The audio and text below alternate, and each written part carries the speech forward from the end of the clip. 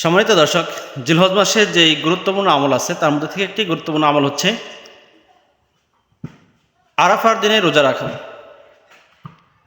আল্লাহ রাসূল সাল্লাল্লাহু আলাইহি ওয়াসাল্লাম বলেন, সিয়ামু ইয়াউমি আরাফাতা আহতাসিবু আলাল্লাহি আইয়ুকাফিরা সানাতাল্লাতী ক্বাবলাহু ওয়াস সানাতাল্লাতী বা'দাহু। অর্থাৎ আরাফার দিনে রোজা রাখার দ্বারা আল্লাহ তাআলা বিগত এক বছরের এবং সামনের এক বছরের গুনাহকে আল্লাহ তাআলা মাফ করে দেন। সহিহ মুসলিম 1162 নম্বর হাদিস।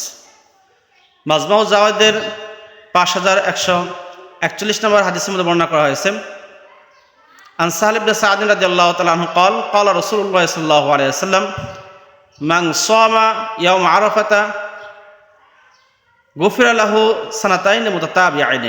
যে ব্যক্তি আরাফার দিন রোজা রাখবে আল্লাহ তাআলা ওই ব্যক্তির লাগাতার 2 বছরের গুনাহকে মাফ করে দিবেন। আসসালামু আলাইকুম।